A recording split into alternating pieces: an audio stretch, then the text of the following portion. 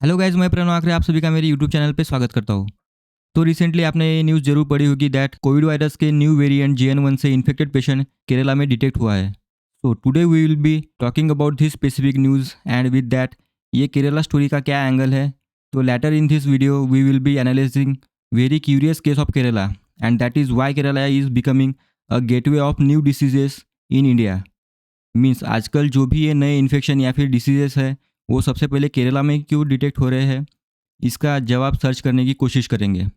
तो सबसे पहले JN1 वेरिएंट के बारे में बात करें तो आज की डेट में ये कोविड का नया सब वेरिएंट है जो ऑल ओवर वर्ल्ड में तेज़ी से फैल रहा है।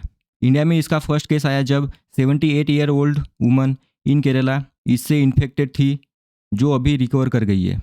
रिसेंटली सिंगापुर ने वहाँ पे तेज़ी से बढ़ रहे कोविड केस के कारण मास्क का यूज़ फिर से मैंडेटरी किया है।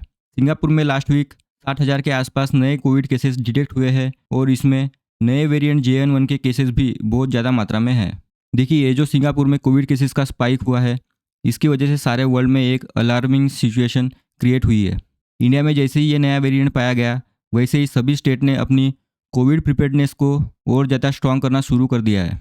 कर्नाटक ने तो अबव 60 एज के लोगों को मास्क लगाना मैंडेटरी कर दिया है। आज के टाइम में यूएस में जो केसेस है उसके 20 to 25% पेशेंट इस नए वेरिएंट JN1 से इन्फेक्टेड है। WHO ने भी ट्विटर पे इस नए वेरिएंट के बारे में सभी कंट्रीज़ को वार्न किया है, बट फिलहाल ये नया वेरिएंट JN1 WHO के अकॉर्डिंग वेरिएंट ऑफ इंटरेस्ट है, ना कि वेरिएंट ऑफ कंसर्न। नाउ ये नया वेरिएंट है कैसा, मीन्स इसका इन्फेक्शन रेट कैसा है और फैटेलिटी रेट क्या है। ये नया वेरिएंट JN1 ये एक म्यूटेटेड सब वेरिएंट है ओमिक्रॉन का। अगर आपको याद हो तो जो इंडिया में कोविड की सेकंड वेव आई थी उसका मेन रीज़न ओमिक्रॉन वेरिएंट ही था। इसके सिम्टम्स भी बाकी कोविड वेरिएंट जैसे ही है।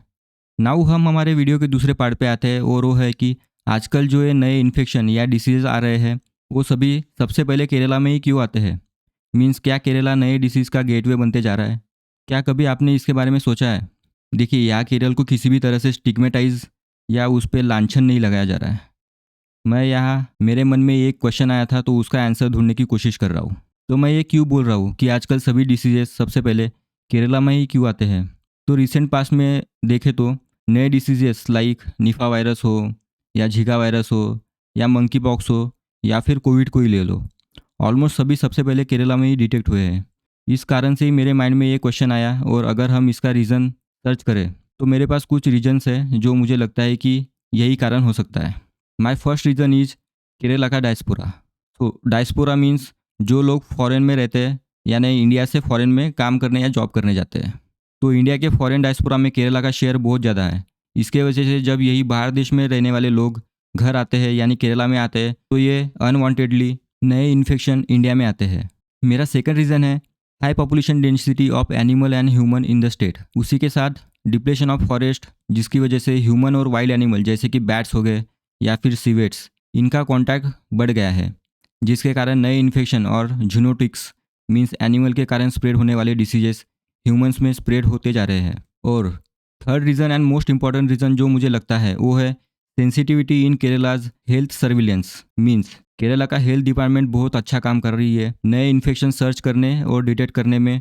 मींस इस चीज़ को आप ऐसे समझिए कि अगर A एंड B दो दोस्त हैं और दोनों किसी डिसीज से इन्फेक्टेड है, बट ये केरला से है एंड B कहीं और से, तो दोनों इंडिया में आते हैं एक ही दिन। बट ये जो केरला जाएगा उसका डिसीज वहाँ पे एक्टिव हेल्थ सर्विलेंस होने के कारण पहले डिटेक्ट होगा और न्यूज़ आएगी कि केरला में नया डिसीज डिटेक्ट हुआ है। बट अभी देखिए जो B है वो भी तो किसी दूसरे स्टेट में उसी डेट पे गया था बट वो वहाँ जल्दी डिटेक्ट नहीं हुआ। इसका अगर एग्जाम्पल मुझे देना हो तो जो मंकी पॉक्स का फर्स्ट पेशेंट था वो केरला से था एंड उसे डिसीज़ के कुछ सिम्टम्स भी नहीं थे, मीन्स वो असिम्टोमेटिक था, फिर भी उसने मंकी पॉक्स के टेस्ट के लिए खुद को वॉलंटियर किया था। मीन्स आप मुझे बताइए, जहाँ लोग अपने आप को कोई भी इन्फेक्शन होता है वो छुपाते फिरते हैं, वहाँ उस इंसान ने खुद टेस्ट के लिए वॉलंटियर किया था, यानी कितनी बड़ी बात है। इससे मैं अपने फोर्थ रीज़न पे आता हूँ कि केरला में जो सबसे ज़्यादा लिटरेसी रेट है उसके वजह से वहाँ के लोग अपने हेल्थ के बारे में अवेयर होते हैं और इसी के वजह से जल्दी इन्फेक्शन डिटेक्ट होता है। सो इन शॉर्ट यहाँ मैंने 4 रीजन्स की बात की है। First, Kerala's wide diaspora. Second, animal human conflict. Third, good and active health surveillance system. And fourth, high literacy rate of Kerala's people. तो आपको अगर इस बारे में कुछ सुझाव देना हो तो आप कमेंट सेक्शन में ज़रूर लिखिए। और आपको हमारा ये एनालिसिस अच्छा लगा हो तो हमारा चैनल जरूर सब्सक्राइब करिए। It's me Pranav Aakre signing off. जय हिंद।